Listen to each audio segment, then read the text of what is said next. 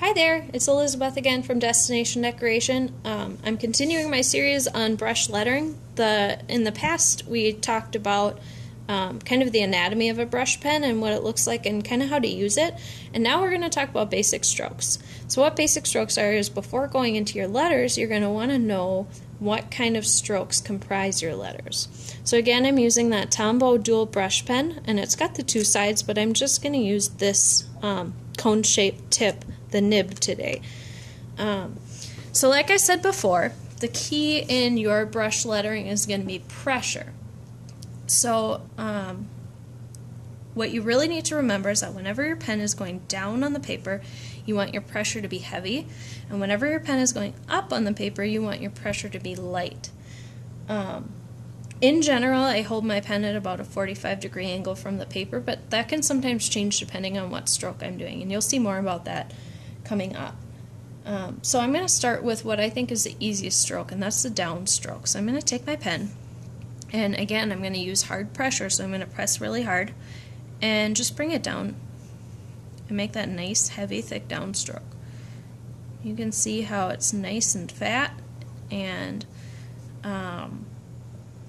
the pen is kind of flexing as I write. So these are our downstrokes right here. They're nice and thick.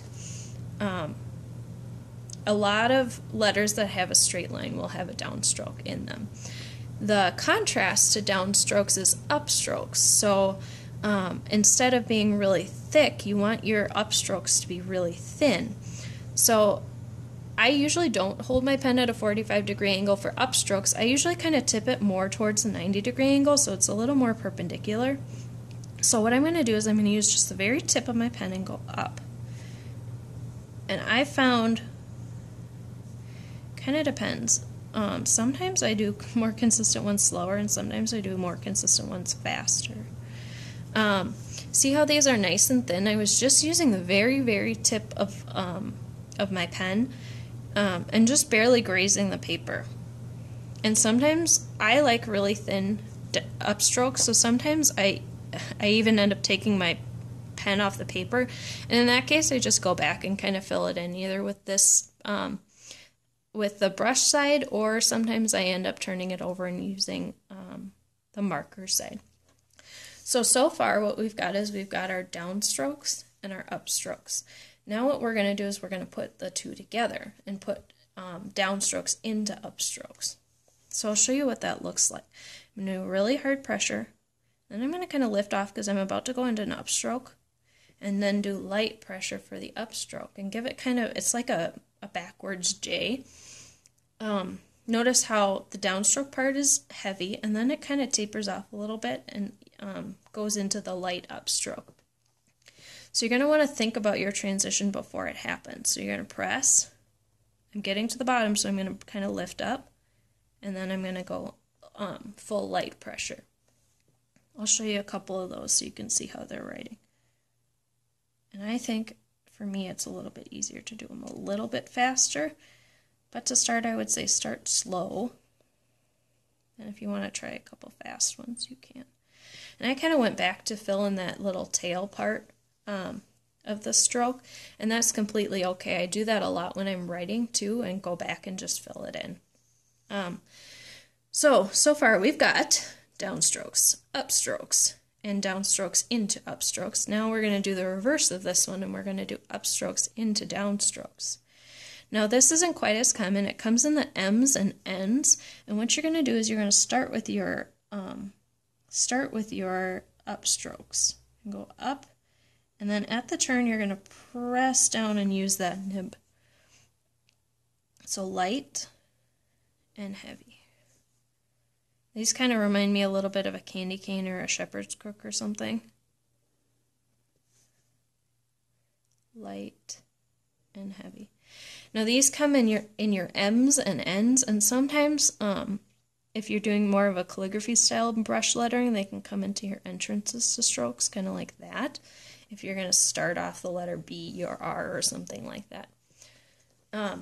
So we've got those strokes. Now I think these, for me at least, are the trickiest strokes. It's your C strokes and your O strokes, because there's a lot of transitioning between light and heavy. So what you're going to do is I usually start my C's or O's at about 2 o'clock in the paper and then go around counterclockwise to make my letters. If you're a lefty, I don't know if you would make it differently, but we'll start with that, and you can do whatever kind of feels right. So I'm going to start with a light stroke because I'm going up, and then I'm going to transition into heavy, and then I'm going to transition back into light. And I think that's why it's the trickiest. So I'm going to start with my C's, go light, and then press, and then transition out for another light stroke. Light, heavy, light, light, light, heavy, light. You can see I'm filling in a lot of my strokes. Like I said, I like my thins really thin. One more C, we'll go light, heavy, light. So you can see the left side of the shape is really thick, and then the right side tends to get more thin. And to go from a C to an O, you're just going to connect those two lines. Again, I'm going to start at 2 o'clock, go light, heavy, light, all the way around. Light, heavy, light. Oops. See, I'm filling in my sides. Light, heavy, light. One more. Light, heavy, light. So what you've got for your strokes, and it's great to practice these. I would say fill pages of these before you start doing letters, because it's really good to get that automaticity. So you've got downstrokes, upstrokes, downstrokes into upstrokes, upstrokes into downstrokes, C strokes and O strokes, and almost all of your letters will be composed of one or a combination of those strokes. So just to kind of help you get a feel of how that looks in writing, I'm just going to write a short little phrase. I'm going to write thank you. So I'm starting light, I'm going heavy, and mine has a little bit of a slant. I like doing a little bit like calligraphy style, but I would recommend starting with a non-slanted font, because it's just a little bit easier to start out with, I think. And then you can kind of transition into doing different fonts. So I'm using that heavy and light pressure, really varying the strokes. And that's about it. The next video will be about taking these strokes and putting them into letters and actually taking and forming and connecting letters. So thanks so much for watching.